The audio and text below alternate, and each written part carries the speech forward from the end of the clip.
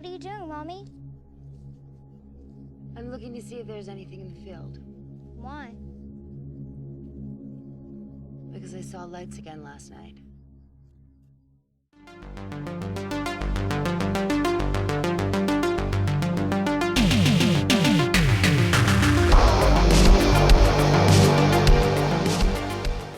We are talking about the movie Dark Light. This one is written and directed by Padraig Reynolds. And this one stars Ed Brody and Jessica Madsen. So the story of this one is essentially about this woman who moves to this kind of like this house in the middle of nowhere with her young daughter. She's split with her husband and they are obviously somewhat estranged. And this house appears to be built on top of this kind of underground caverns where there are some type of creatures that live there. And these creatures are like Cyclops type monsters that want to essentially drain the life force out of anyone they come in contact with, in particular children.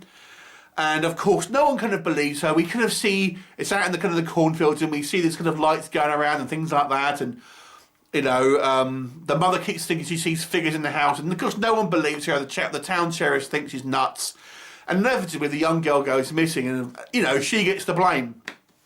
But of course we know that there are really monsters here, and what will happen? You have to watch the movie to find out. So let's first of all discuss what works with Dark Light. I actually think this is kind of a somewhat of a genre-mashing movie. I mean, it is definitely a horror film, I would say, but there are science fiction elements. There's this kind of like conspiracy theory guy that will make you think of kind of a low-budget X-Files. And there's also elements of kind of like The Fugitive and things like this, and a kind of a prison escape kind of movie at times, where our mother gets taken by the prisoners, but manages to escape, but it's pursued by the police. And there's some quite interesting kind of ways she had to try and evade capture and things like this. So the movie does have maybe some plot points that you maybe not have seen, at least in all in the kind of the one film before. So although I wouldn't say this is necessarily an original story, I feel here that it's different enough from a lot of kind of its contemporaries to make it somewhat of a different type of film compared to a lot of these sort of monsters that are lurking in the dark type movies. Secondly, I think there are some fantastic visuals, especially before we really see our monsters. And the idea here is they have this like kind of light that emanates from their heads. And the kind of like when we see these kind of things running around in the kind of like the cornfields and things like that, it does look quite concerning. And I've always think, you know, cornfields are a great, you know, horror trope now. You know, children look on various kind of scarecrow films and things like that. And having these kind of things running around and shining these lights, and we don't really know what's kind of going on and what they kind of look like initially. So I thought it made some great kind of like spooky moments. I also really like the kind of the dynamic here between the mother and this sheriff, who appears to be like gradually getting more suspicious of the mother, thinking that maybe she's not all there, and ultimately definitely kind of thinks she's up to no good at a certain point in the movie. The monster effects as well are a little B movie, I'm not going to lie, but I kind of still quite like the design. They're fairly unique looking, so I kind of quite like them, despite the fact that, yeah, they kind of look like just monsters with lights in their head. It's the best way I can describe it.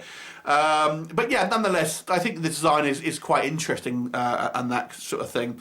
And overall, I thought the movie had a fairly kind of upbeat tempo and was kind of quite well paced. So what doesn't work? I think some of the kind of story techniques that the movie employs are not particularly done in a great narrative style. So there are a few scenes here that take place in different time periods, although the movie doesn't do a good enough job of kind of letting the audience know that is the case. So initially you're thinking, I don't really understand what's happening here. You're seeing a scene that's in the future, then you're kind of having a flashback, then there's another scene, you know, that's kind of in present day. And then the movie does not do a good enough job really of kind of telling the viewer that this is what you're watching. And therefore, ultimately, it becomes a little bit of a confusing movie. I mean, it does seem to kind of like, it's about halfway through it kind of it stops doing that and more or less kind of lines up, which then you can kind of watch it in a far more kind of linear fashion, so to speak.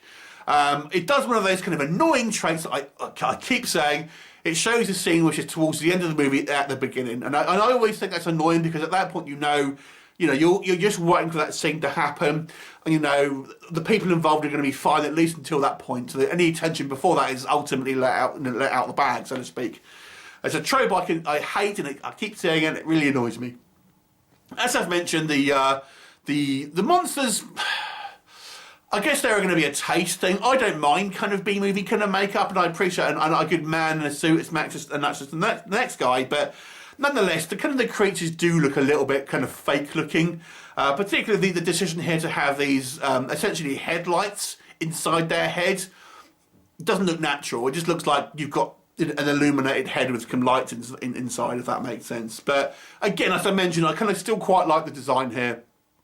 There are a little bit of kind of ropey acting here from some of our supporting characters, at least, that kind of like take the wind out the tyres a little bit, really. So, but nonetheless, I think the acting for the most part is okay. But yeah, overall, I've got to say, I thought this was actually a fairly enjoyable movie. I mean, it's not going to really stick with you. I don't think it's a particularly kind of movie that's going to blow your socks off. But I feel there was enough original elements here to maybe make it worth a watch. I'll give this one a 6 out of 10. I actually thought it was okay and kind of quite enjoyed watching it, to be honest with you. And it actually reminded me of an 80s style film. It doesn't really try to do that, to be honest. But it just reminds me of a kind of like Monster in the Closet, that sort of film. That you could have may have seen in the kind of the 80s, that sort of style of thing. So 6 out of 10 for me. Have you seen it? What did you think of it? Leave me a comment and I'll look forward to seeing you next time. Bye for now.